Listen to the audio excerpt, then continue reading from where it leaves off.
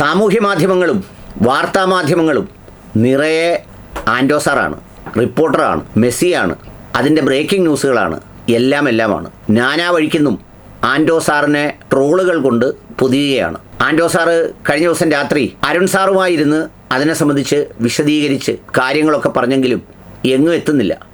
രാവിലെ ഏഷ്യാനെറ്റ് ഏതോ ഒരു ഐഷ ബീഗം, അതായത് മന്ത്രി ഇമെയിലുകൾ മാർക്ക് ചെയ്യുമ്പോൾ വേറൊരു വ്യക്തിക്ക് കൂടി മാർക്ക് ചെയ്യുന്നു എന്നൊക്കെ പറഞ്ഞ് സംഗതികൾ പുറത്തു വന്നുകൊണ്ടിരിക്കുകയാണ്. ഇതെല്ലാം കണ്ടുകൊണ്ട് ഒരാൾ വളരെ അകലെയല്ലാതെ അടൂരിൽ വിശ്രമിക്കുന്നുണ്ട്. അത് വേറെ ആരുമല്ല, രാഹുൽ മാങ്കൂട്ടത്തിൽ. എന്ന് വെച്ചാൽ അദ്ദേഹത്തിൻ്റെ ഊഴം വന്നപ്പോൾ കച്ചേരിയും വെടിക്കെട്ടും തൃശ്ശൂർ പൂരവും നടത്തിയത് റിപ്പോർട്ടറിലായിരുന്നു. പിന്നീട് എത്രയോ രാവുകളിൽ ഇതുപോലെ തന്നെ എന്തെല്ലാം തരത്തിലുള്ള വെടിക്കെട്ടും പൂരങ്ങളുമൊക്കെ നടത്തിയിരിക്കുന്നു. ആ പൂരത്തിൽ പൊള്ളിയവരെല്ലാവരും കൂടി അണിനിരുന്നുകൊണ്ട് ഇപ്പോൾ മഹാപൂരമാണ് നടന്നു പോകുന്നത്.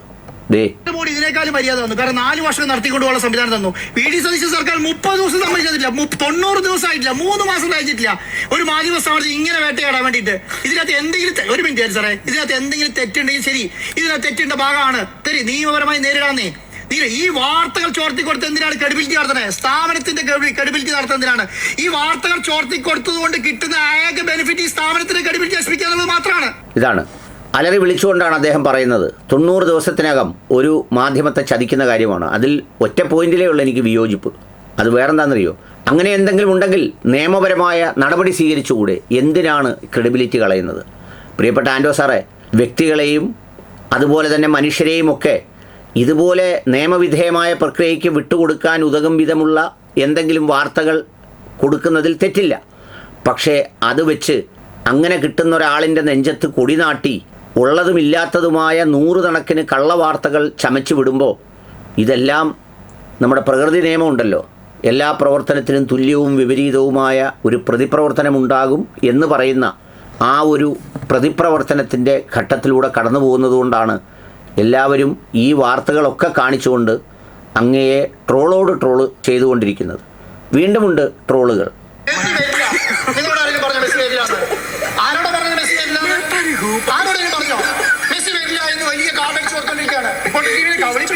സർക്കാരിനെ കബളിപ്പിച്ച് പൈസയും കളക്ട് ഇന്ത്യയിലേക്ക് വന്ന് ഡൽഹിയിൽ കളിക്കും, ബോംബെയിൽ കളിക്കും, അല്ലെങ്കിൽ മഹാരാഷ്ട്ര കളിക്കും. ഇതിഹാസ താരം മെസ്സി കേരളത്തിലേക്ക് വരുമെന്ന പ്രചാരണത്തിന്റെ പേരിൽ നടന്നത് വൻ തട്ടിപ്പെന്ന് കായിക വകുപ്പിന്റെ അന്വേഷണ റിപ്പോർട്ട്. മുൻ കായിക മന്ത്രി വി അബ്ദുറഹിമാന്റെയും സ്പോൺസറായ റിപ്പോർട്ടർ TV ബ്രോഡ്കാസ്റ്റിംഗ് കമ്പനിയുടെയും നടപടികളിൽ അടിമുടി ക്രമക്കേടുകൾ എന്നാണ് കായിക വകുപ്പ് സ്പെഷ്യൽ സെക്രട്ടറിയുടെ അന്വേഷണ റിപ്പോർട്ടിലുള്ളത്. ഇഡിയും വിജിലൻസും അടക്കം കേന്ദ്ര സംസ്ഥാന ഏജൻസികളുടെ വിപുലമായ അന്വേഷണം ശുപാർശ ചെയ്യുന്ന അന്വേഷണ റിപ്പോർട്ടിന്റെ പകർപ്പ് ഏഷ്യാനെറ്റ് ന്യൂസിന് കിട്ടി.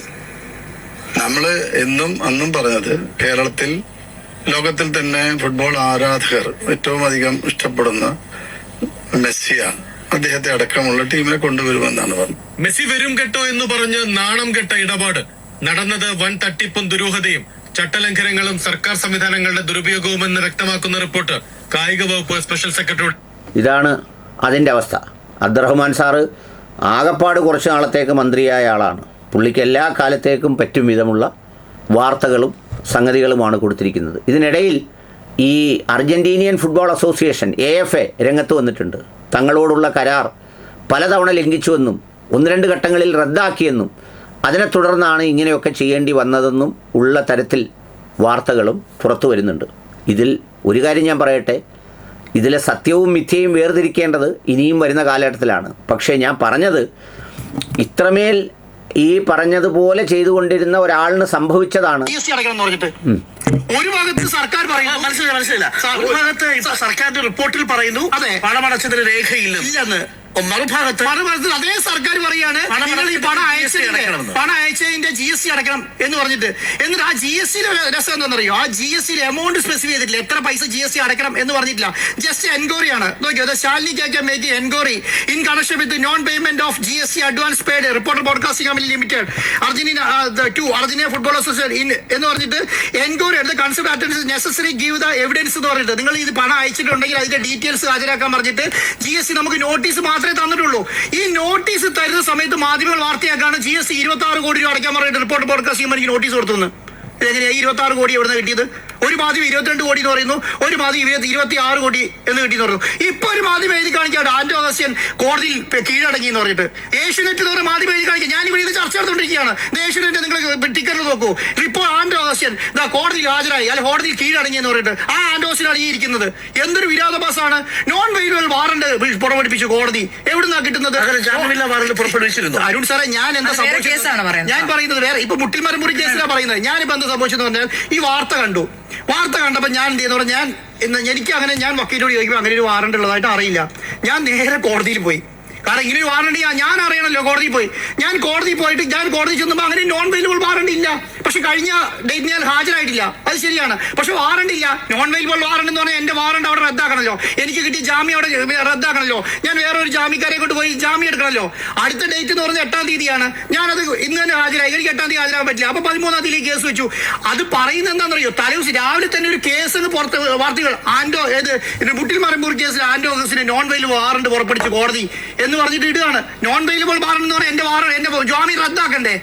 എന്റെ ജാമ്യം റദ്ദാക്കണ്ടേ? റദ്ദാക്കിയ ശേഷം ബോയിലുകൾ അപ്പൊ ഞാൻ ജാമ്യക്കാരെ കൊണ്ട് ജാമ്യം എടുക്കണ്ടേ?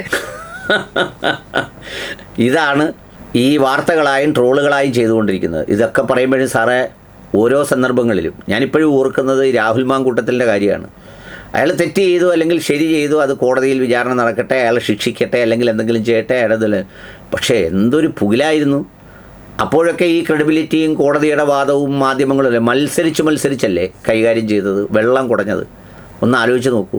ഇപ്പോൾ അത് എത്ര വേഗം ഈ കാലം, ഈ സാഹചര്യങ്ങൾ തിരിച്ചു വരുന്നു. അതാണ് അതിൻ്റെ ഏറ്റവും പ്രധാനപ്പെട്ട കാര്യം.